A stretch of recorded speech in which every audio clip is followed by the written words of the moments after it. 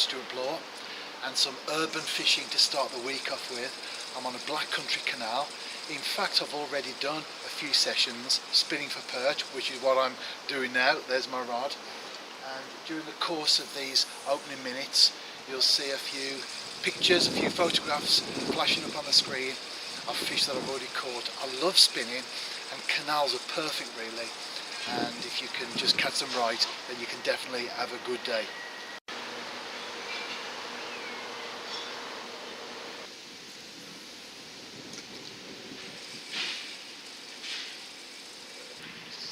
Now it is said, and I have no reason to doubt it, that Birmingham has more canals, more miles of canals than Venice.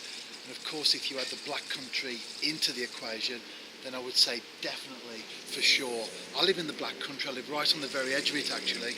So I'm one step away from countryside and one step away from the urban development, so the best of both worlds. But certainly once you get into Birmingham and the black country, you're never far away from a canal. Now when I was a kid growing up, they were literally open sewers, dead dogs, shopping trolleys, all manner of things thrown in there. But over the years, like many of our waterways and canals in particular, they've definitely been cleaned up, and they now contain some pretty decent fish. And as you can no doubt hear there and see behind me, I'm underneath a railway bridge. The black country, although it has changed very much in recent years, is still very much industrialised and bears the marks of the Industrial Revolution. As far as the canals are concerned, which of course are part of that, they were dug out originally for trade, boats up and down all the while. You don't see so many now, only pleasure boats of course, but the canals are definitely little gems as far as I'm concerned.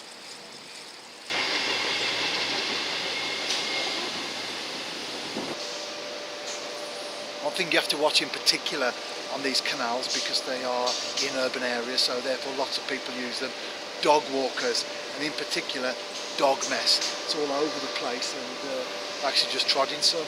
But fortunately I have a separate pair of boots for fishing, so I'm able to clean them off, and it won't actually go in the car. Horrible stuff, isn't it? And I've got a dog, a Bedlington Terrier, and it's the easiest thing in the world just to take a little bag with you. In fact, you can buy them now that are attached to the leads, and you clean it up and you take it home with you. Although it seems that a lot of folks these days pick it up and then hang it on trees for the dog poo fairy to come along and take it away. But regardless, it's one thing you definitely have to watch.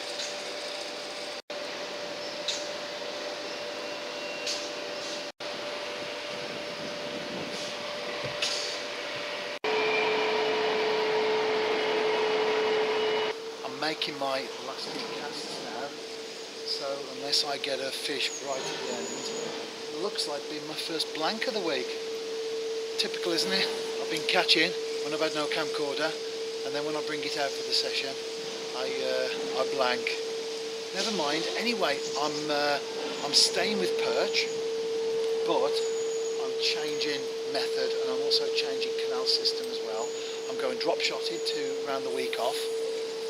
And I'm going on the Staff's Worcestershire Canal, so I'll see you there shortly. But before I do, how about this for a bit of graffiti? Not that I'm condoning paint vandalism at all, but look at the punctuation on that. The person that did that understands punctuation more than my local council does as far as road signs are concerned.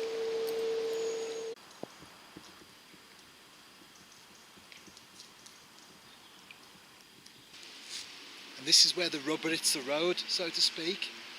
It's okay talking about fishing, that's good, but ultimately it's about getting out there and getting your bait in the water. In my case, a 1-inch rubber minnow. And a few casts in, my first fish. The great thing about this is that the canal is relatively clear at the moment, and I saw the fish turning and flashing as it was about to strike into the lure. Brilliant. Just had another one lunge at the lure right down by the side, and I saw it, but it didn't connect. But when that happens, keep your bait in the area, keep working it, because often they will come back, you know, within a few seconds. In this case it didn't. I suppose a lot depends on the fish, how hungry it is, how angry it is, and all those factors. And also another good tip I think for drop shotting, one thing that I always do, working the lure in. I'm on the canal working it in. Before I lift it out, I don't just snatch it out, don't just lift it out in one quick movement. What I do is I lift the bait slowly in the water, continuing to work it, because often I've found that there's been a perch around there at that time, and as I've lifted it up in the water, I've been able to connect with it there.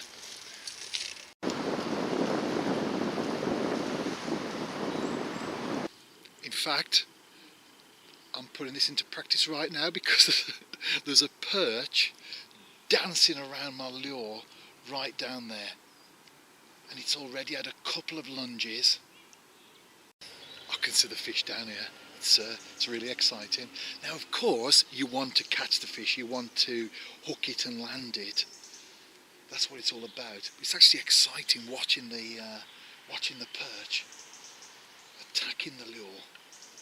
And there you go, another one bites the dust, and that was just fantastic.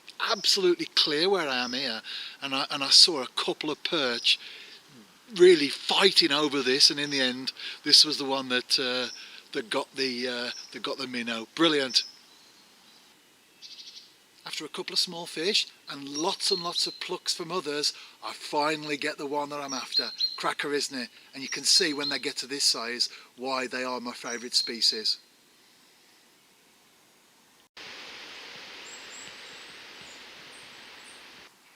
I could have got some good footage playing that perch. The clutch was screaming. It's quite good. Oh, got another one on here. But as I was about to say, oh, this seems a nice one as well. But as I was about to say, you know, if you do filming, don't compromise losing the fish.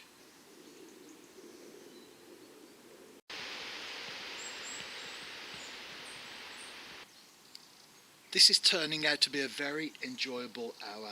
That's all my spinning and drop shotting sessions are really in the main, just short, and like today, mostly sweet as well. The perch that I caught, the bigger perch, I could have got some good footage of that. The clutch was in overdrive, it was screaming at times, but, and I would say this to anyone that makes YouTube videos, particularly when you're on your own, like I am, never risk losing a fish just to get some footage. I've learnt the hard way, and that's why on this session so far, you've seen a few fish, but they've all been shown to the camera. While I've been playing it, I've been concentrating on that and getting it out of the water as quickly as I can. And that big perch was a prime example of that, because the hook came out in the net. Now who knows, if I'd have been messing around with a camcorder, I could have lost that fish, couldn't I? My last few casts before I head home. I hope you've enjoyed the video. I always enjoy making them, that's for sure. And if I do get a fish now, then I'll be able to show it, the plane at least, on the camcorder, because I've got the camcorder in position. That's the important thing, isn't it? That I mentioned earlier about messing around and losing fish. Anyway, you can check out the accompanying blog. Every week I do a blog, goes back to July 2003. Every single Saturday it's been updated. And you can find that here on YouTube in the description box and also in the comments box as well. And check out my website. And above all, as always, if you're out and about yourself, tight lines.